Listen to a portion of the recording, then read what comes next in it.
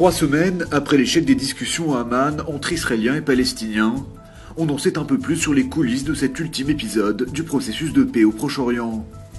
Ce lundi, le quotidien Haaretz révèle ce qui fut présenté alors comme la nouvelle position israélienne sur les frontières de 1967.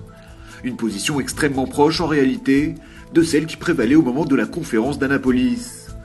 L'État hébreu aurait ainsi proposé de conserver uniquement les grands blocs d'implantation en Cisjordanie.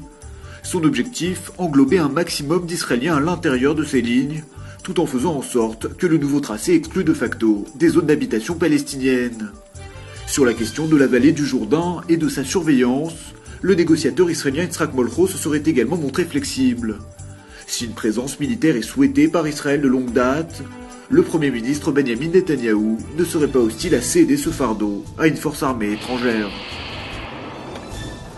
Une centaine d'avions de combat, tel est le dispositif jugé nécessaire par plusieurs experts du Pentagone pour qu'Israël vienne à bout des installations nucléaires de Téhéran et neutralise au passage ses capacités de riposte.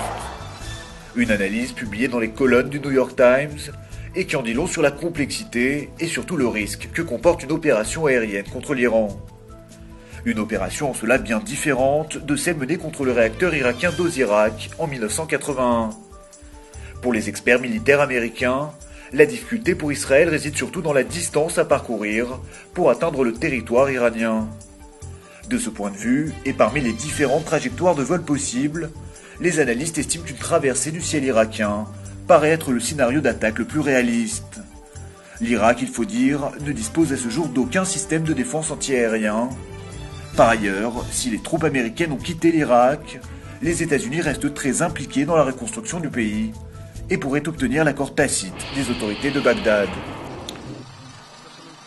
Après la région sud d'Israël, frontalière de la bande de Gaza, c'est au tour de Tel Aviv d'être protégée par le système antimissile Iron Dome. Une batterie vient d'être déployée autour de la grande métropole israélienne, mais les militaires se veulent rassurants. Il s'agit davantage d'un dispositif d'essai que d'un dispositif opérationnel. Le système Iron Dome va être utilisé dans le cadre de manœuvres de la défense passive, des manœuvres prévues de longue date et qui s'achèveront en fin de semaine. Reste que ce déploiement ne trompe pas, comme l'ont dernièrement souligné plusieurs rapports des renseignements israéliens. Le centre du pays est aujourd'hui menacé par des dizaines de milliers de roquettes. En cas de nouveau conflit, aucun doute, Tel Aviv sera la première cible du Hamas et du Hezbollah.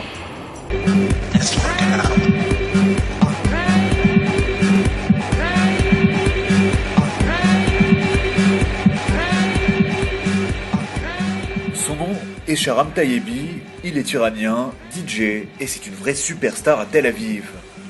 Dans quelques jours, il sera l'invité de marque du Zizi Bar, l'un des lieux les plus branchés de la métropole israélienne. Dans le contexte de tension avec l'Iran, cette nouvelle pourrait en laisser sceptique plus d'un. Ce DJ iranien, dont les parents avaient fui la révolution islamique au début des années 80, est pourtant un grand fan d'Israël. Pragmatique et pas forcément à l'aise sur le dossier du nucléaire iranien, il assume plutôt son rôle d'artiste, à savoir divertir les gens sans entrer dans des considérations politiques. Aujourd'hui âgé de 42 ans, Sharam Tayebi s'est fait un nom dans le domaine de la house music. Sa carrière l'a conduit aux côtés de la chanteuse Madonna, de Dido ou encore des Rolling Stones.